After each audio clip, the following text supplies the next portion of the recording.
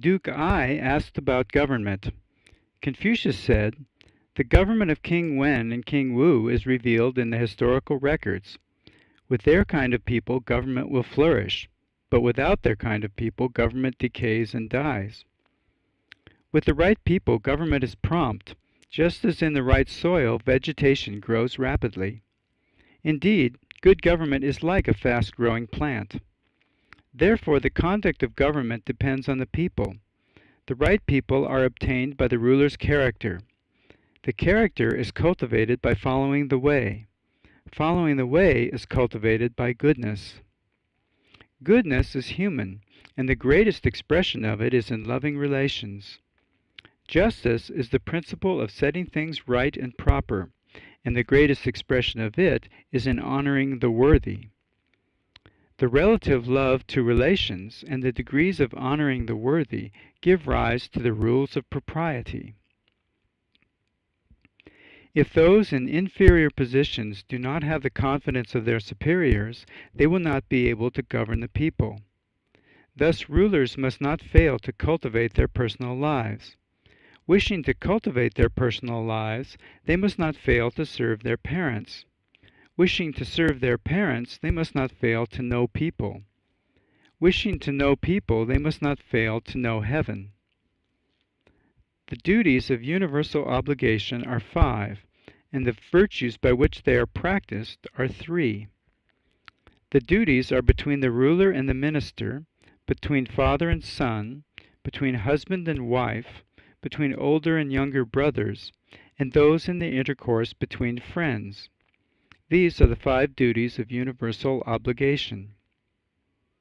Wisdom, love, and courage are the 3 universal virtues.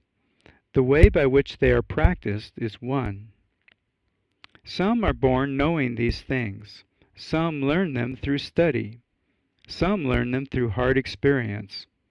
But when the knowledge is acquired, it comes to the same thing. Some practice them naturally and easily. Some practice them for their own advantage. Some practice them with effort and difficulty. But when the achievement is made, it comes to the same thing. Confucius said, "Love of learning is akin to wisdom. To practice vigorously is akin to love. A sense of shame is akin to courage. Those who know these 3 things know how to cultivate their personal lives. Knowing how to cultivate their personal lives, they know how to govern other people. And knowing how to govern other people, they know how to govern the world, its states, and families." To govern the world, its states, and families, there are 9 rules: cultivating the personal life, honoring the worthy, loving the relatives, respecting the great ministers, identifying oneself with the welfare of all the officers, treating the common people as one's own children, promoting all the useful arts and crafts, being kind to strangers from far countries, and taking interest in the princes of the world. If rulers cultivate their personal lives, the way will be established. If they honor the worthy, mistakes will not occur. If they love their relatives, their uncles and brothers will not grumble. If they respect the great ministers, they will not be deceived. If they identify themselves with the welfare of all the officers, then the officers will gratefully return this courtesy. If they treat the common people as their own children, then they will exhort one another to do good. If they promote all the useful arts and crafts, then there will be sufficient wealth and resources. If they are kind to strangers from far countries, then people from all over the world will flock to them. And if they take an interest in the princes of the world, then the world will respect their authority.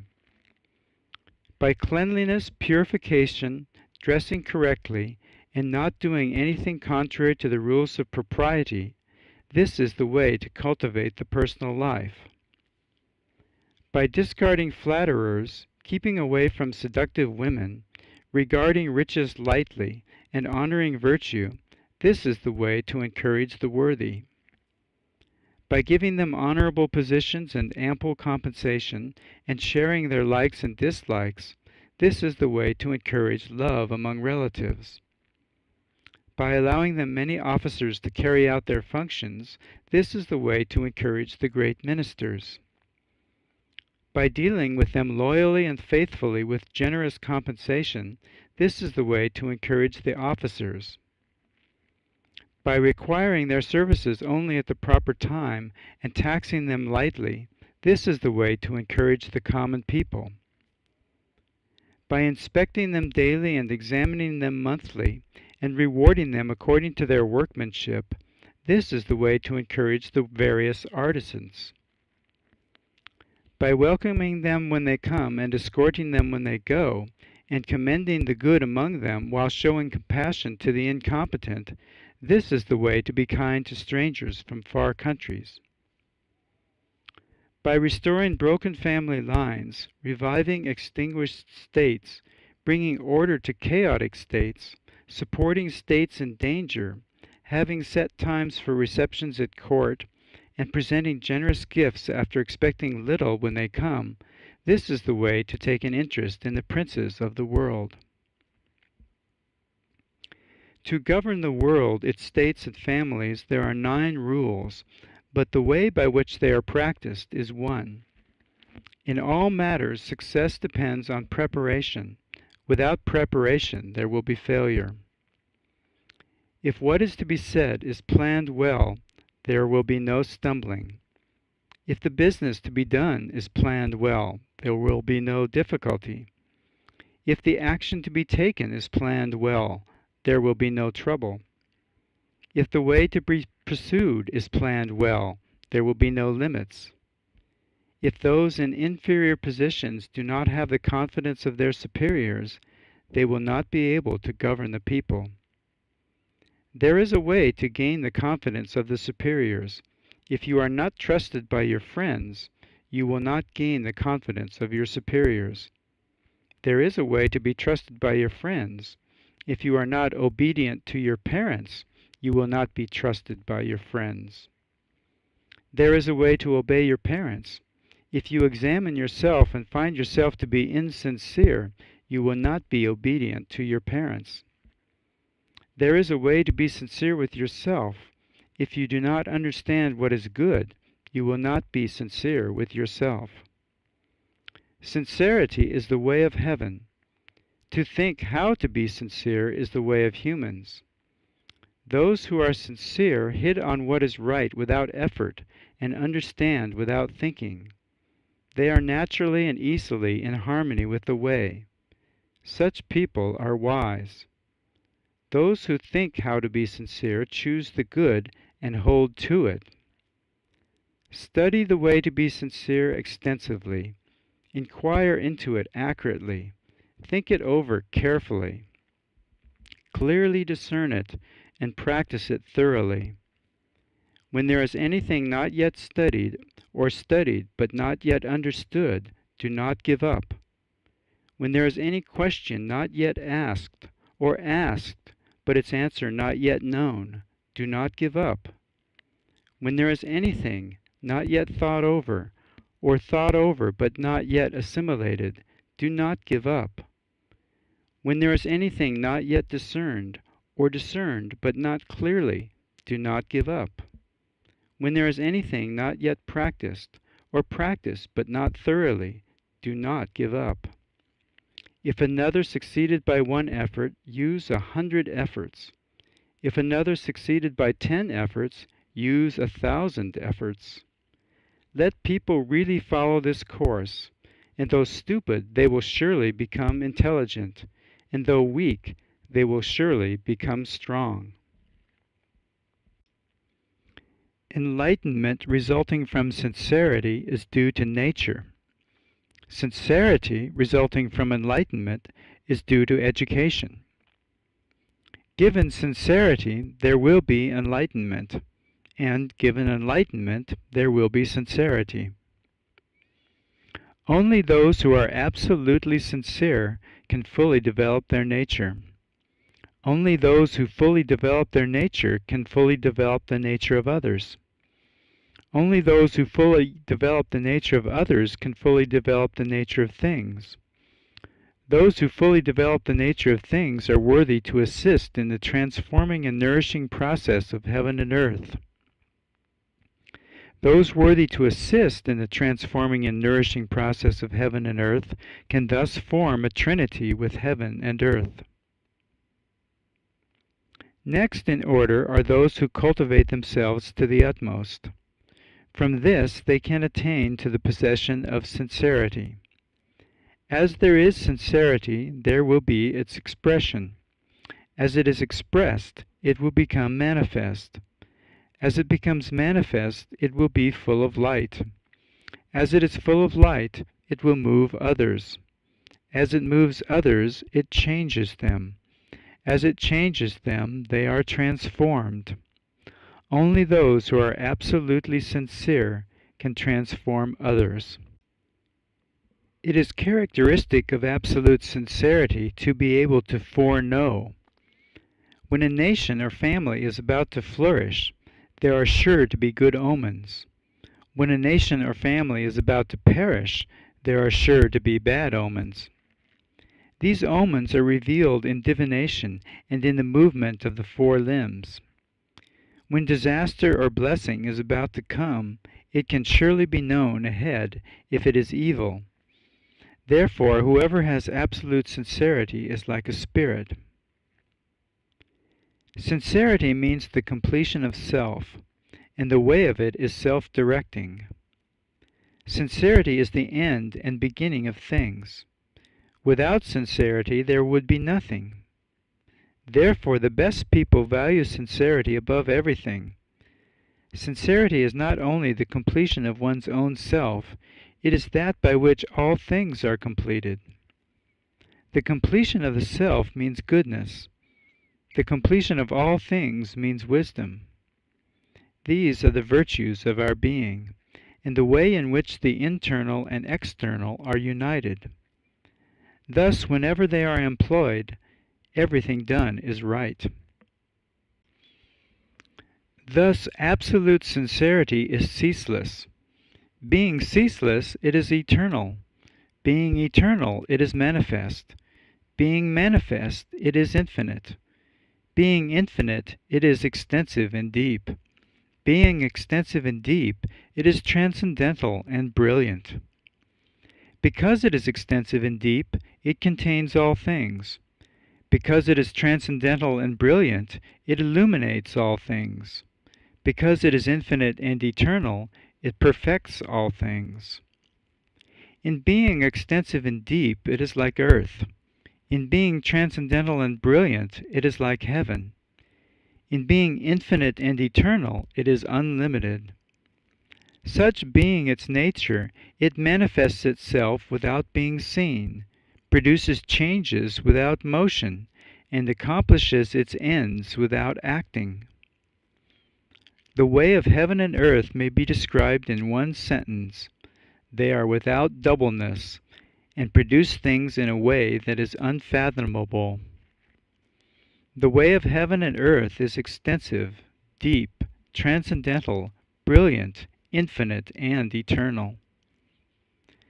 The heaven now before us is only this bright shining mass, but when viewed in its immeasurable extent, the sun, moon, stars, and constellations are suspended in it, and all things are illuminated by it. The earth before us is only a handful of soil, but in its breadth and depth it sustains the great mountains without feeling their weight, and contains the rivers and seas without letting them leak. Everything is supported by it. The mountain before us is only a pebble, but in all the vastness of its size, grass and trees grow upon it, birds and beasts dwell on it, and precious minerals are found in it. The waters before us are only a spoonful of liquid, but in all their unfathomable depth, the monsters, dragons, fish, and turtles are produced in them, and many useful articles abound in them. The Book of Odes says, "The destiny of heaven, how beautiful and unceasing." That is to say, this is what makes heaven to be heaven. How bright it is, the purity of King Wen's virtue. That is to say, this is what makes King Wen what he was. Purity is also unceasing. How great is the way of the wise! Overflowing it produces and nourishes all things and rises up to the height of heaven. How magnificent it is! It embraces the 300 rules of ceremony and the 3,000 rules of conduct. It waits for the proper person to put it into practice. Thus it is said, unless there is perfect virtue, the perfect way cannot be realized. Therefore the best people honor their virtuous nature and apply themselves to study and inquiry. They broaden and deepen their knowledge, and pursue the refined and subtle. While seeking to attain the highest and most brilliant, they maintain the center of harmony. They make the old come alive again to find out what is new. They are devoted and honest and respect the rules of propriety. Thus, when occupying a high position, they are not proud, and when serving in a low position, they are not insubordinate. When the way prevails in the country, their words bring prosperity. When the way does not prevail in the country, their silence assures their preservation. The Book of Odes says, "Intelligent and wise, they protect themselves." This is what it means. Confucius said, "To be stupid and want to use one's own judgment, to be in a low position and want to give orders, to live in the present age and go back to the ways of the past, people like this bring calamity on themselves. Only the Son of Heaven is to decide on ceremonies, set the weights and measures, and determine the written characters. In the world today, carriage wheels are the same size. All writing is with the same characters, and conduct is governed by the same principles.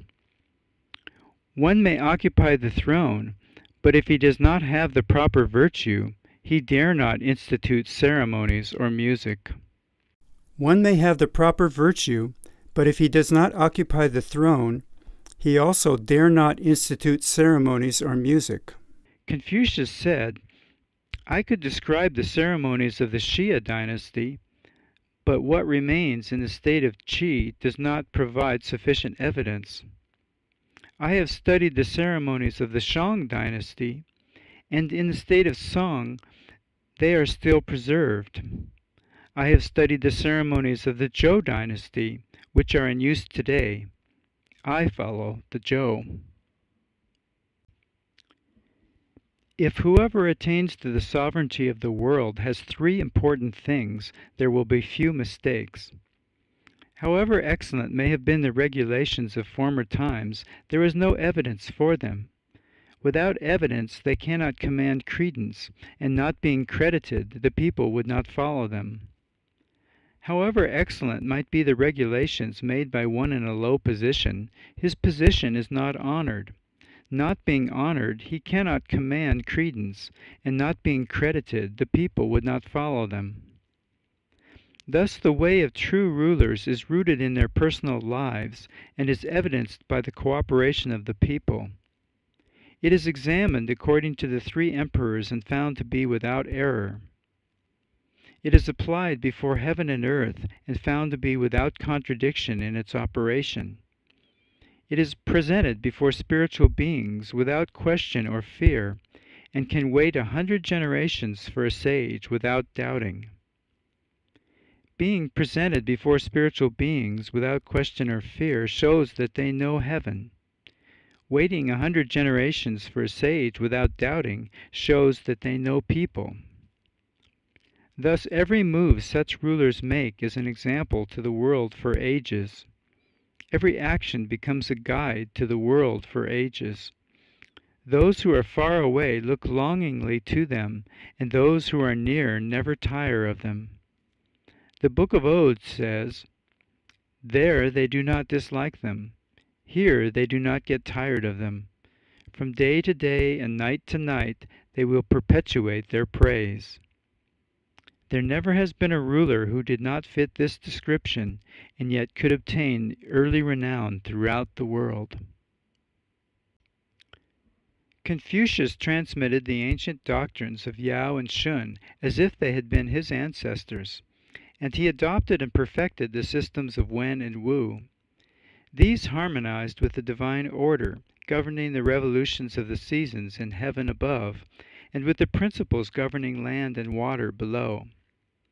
They may be compared to earth in its supporting and containing, and to heaven in its overshadowing and embracing all things. They may be compared to the four seasons in their succession, and to the sun and the moon in their alternate shining. All things are nourished together without injuring one another. Their courses are pursued without conflict. The lesser energies flow continuously like river currents, while the greater energies silently and deeply transform. This is what makes heaven and earth so great. It is only the perfectly wise in the world who have the quick apprehension, intelligence, insight, and wisdom to be able to rule all people.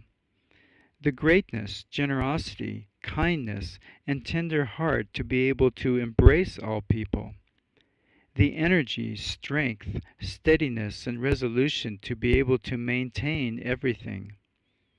The balance, seriousness, centeredness, and correctness to be able to command reverence.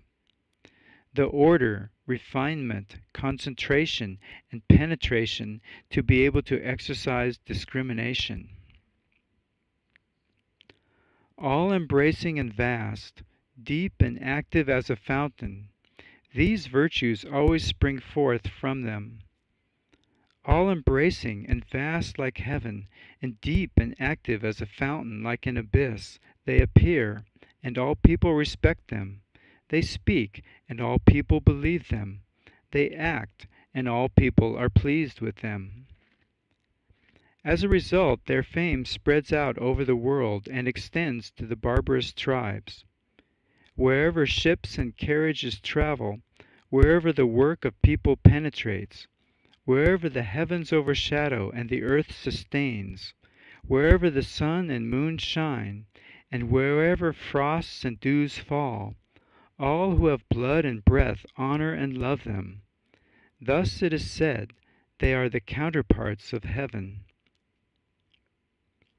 Only those who are absolutely sincere can adjust the great relations of mankind, establish the great foundations of humanity, and know the transforming and nourishing process of heaven and earth. Do they depend on anything except themselves? How devoted and sincere is their goodness! How profound and unfathomable is their depth! How vast and great is their divinity! Who can know them except those who have quick apprehension, intelligence, insight, wisdom, and understanding of heavenly virtue? The Book of Odes says, over her embroidered robe she wore a plain and simple dress, implying she disliked to display its elegance. Thus the way of the best people is hidden, while it becomes more illustrious every day, whereas the way of the worst people is conspicuous, but it gradually goes to ruin. The best people appear plain, but people do not get tired of them.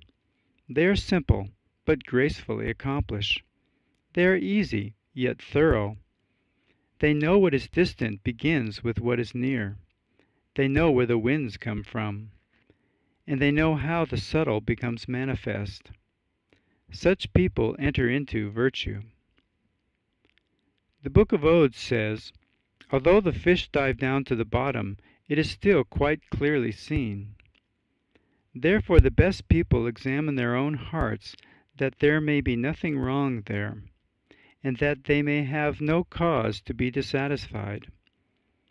The best people are unequaled in observing things other people do not see. The Book of Odes says, while the ceiling looks down upon you, be free from shame in your own house, as though exposed to the light of heaven. Therefore the best people are reverent without moving, and truthful without speaking.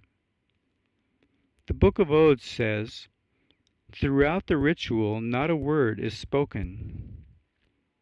In the presence there is not the slightest contention. Therefore the best people do not use rewards, and people are encouraged to be good. They do not show anger, and people are awed more than by hatchets and axes." The Book of Odes says, "What needs no display is virtue, yet all the princes emulate it. Therefore, when the best people are sincere and reverent, the world will be in order and at peace." The Book of Odes says, "I cherish your brilliant virtue, which makes no great noise or show." Confucius said, "Among the means to regenerate mankind, noise and show are of little importance." The Book of Odes says, "His virtue is as light as a hair." Still, a hair has weight to compare. The workings of heaven have neither sound nor smell. That is perfect virtue.